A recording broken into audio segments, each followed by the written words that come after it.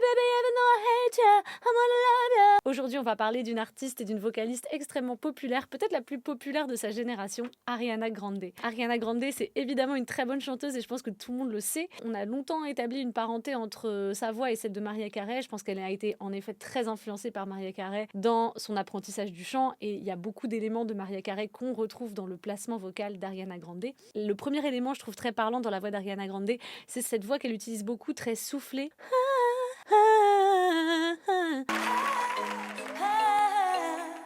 Tout en R&B, c'est tout en vibes, avec beaucoup d'air et un petit peu de fry au début. Ça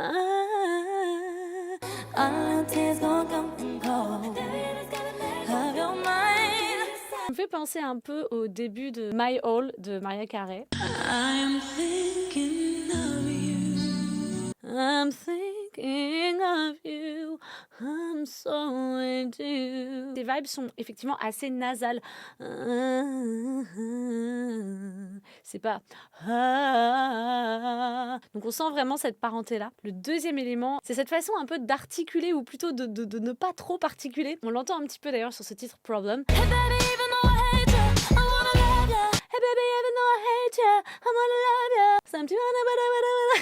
Elle aurait pu le faire. Hey baby, even though I hate ya, I wanna love ya.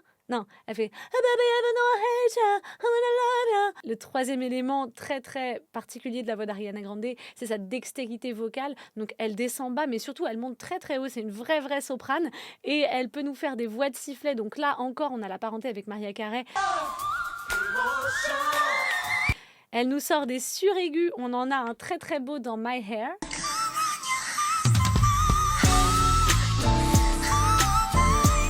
C'est vrai qu'Ariana Grande, c'est un peu une des grandes voix de son époque. Elle a une grande puissance vocale. Malgré tout, je dirais pas que c'est forcément ce qui la rend la plus reconnaissable. Je dirais qu'effectivement, c'est plutôt dans sa signature vocale, sa façon de vibrer, sa façon de mettre de l'air, sa façon d'articuler. Je trouve que c'est plutôt là qu'on ressent toutes les particularités de sa patte vocale. Si ça vous intéresse, n'hésitez pas à me mettre en commentaire d'autres artistes dont vous aimeriez que j'analyse les voix. Puis, si vous avez envie d'aller plus loin sur votre voix à vous, n'hésitez pas à prendre rendez-vous avec moi pour une séance de coaching vocal.